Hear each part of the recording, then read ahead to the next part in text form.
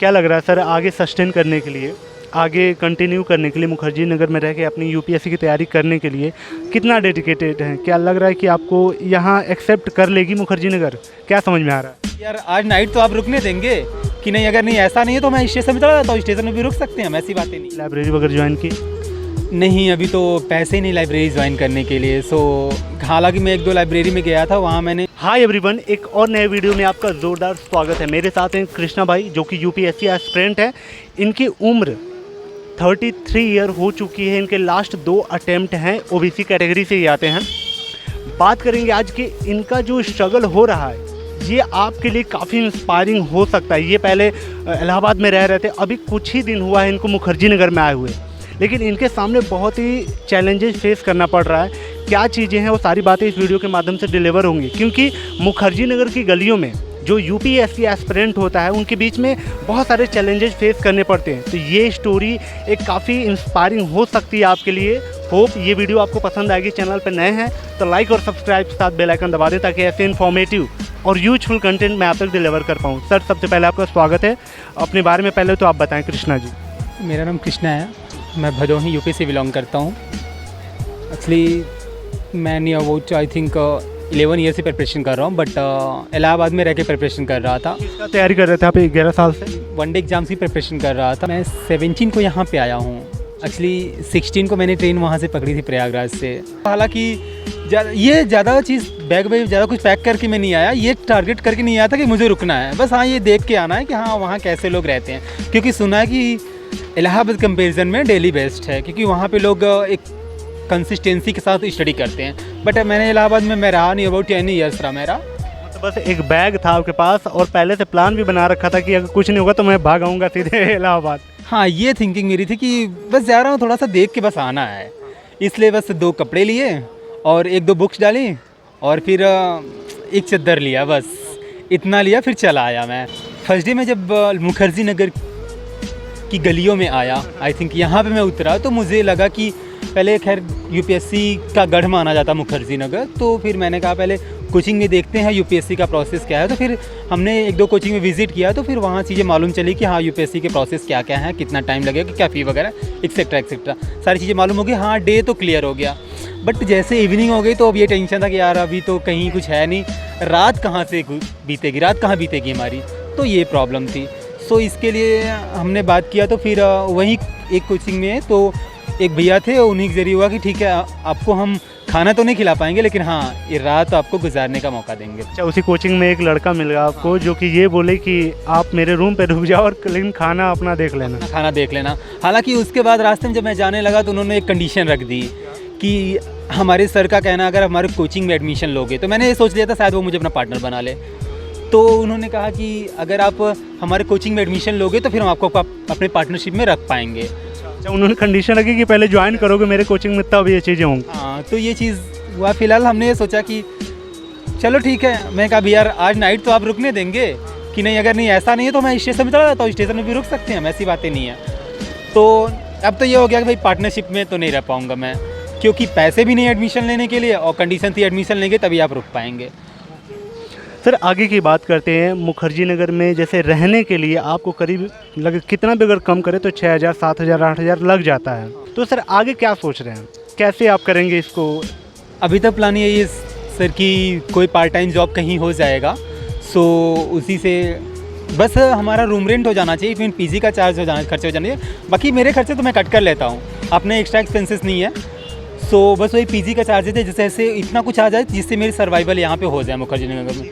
Sir थोड़ा अपनी attempt के बारे में आप बताएं कि जैसे लास्ट 2 अटेम्प्ट ही रह गया है, तो आपको किस लेवल का प्रेशर समझ में आ रहा है कि यार लास्ट 2 अटेम्प्ट रह गया है और अभी तक मेरे लाइफ में कुछ हो नहीं पाया है, तो सर इस प्रेशर को आप कैसे हैंडल कर रहे हैं फ़िलहाल? देखिए, एक प्रेशर तो होता है, बट मैं ये कहना चाहूँगा सबसे कि खैर प्रेशर लेके नहीं चलना है।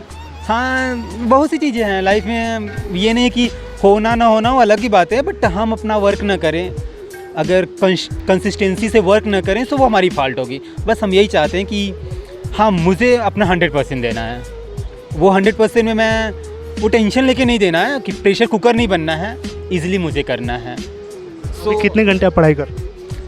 Sir I think near about 15-16 hour हो जाते हैं। 15-16 घंटे होते हैं। सर थोड़ा सा आप अपने इलाहाबाद के रूटीन के बारे में बताएं कि इलाहाबाद से आप मुखर्जी नगर आए, तो ऐसा क्या लग रहा है आपको, इसमें क्या चेंजेस समझ में आ रहे हैं यहाँ के एरिया में, यहाँ के स्टडी इन्वायरमेंट में, जो यहाँ का स्टडी इन्वायरमेंट है, तो क्या चेंजेस समझ में आ रहा है इलाहाबाद से मुखर्जी नगर में?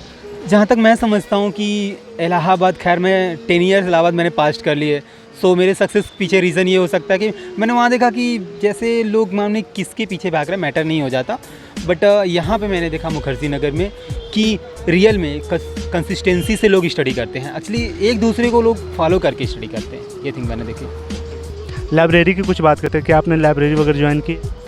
नहीं, अभी तो पैसे ही नहीं लाइब्रेरी ज्वाइन करने के लिए, सो हालांकि मैं 1-2 लाइब्रेरी में गया था, वहाँ मैंने पूछे उनसे क्या कुछ हो सकता है, तो फिर उन्होंने जो चार्जेस वगैरह बताया तो फिर वो सुन के मैं बैक हो गया। क्या लग रहा है सर आगे सस्टेन करने के लिए, आगे कंटिन्यू करने के लिए, मुखर्जी नगर में रह के अपनी यूपीएससी की तैयारी करने के लिए कितना डेडिकेटेड हैं? क्या लग रहा है कि आपको यहाँ एक्सेप्ट कर लेगी मुखर्जी नगर? क्या समझ में आ रहा है? अब कहते हैं कि जब सोच लिया उड़ान का तो क्या फजूल है कद देखना आसमान का, तो आई थिंक ये मुझे लगता है कि हाँ हो जाएगा।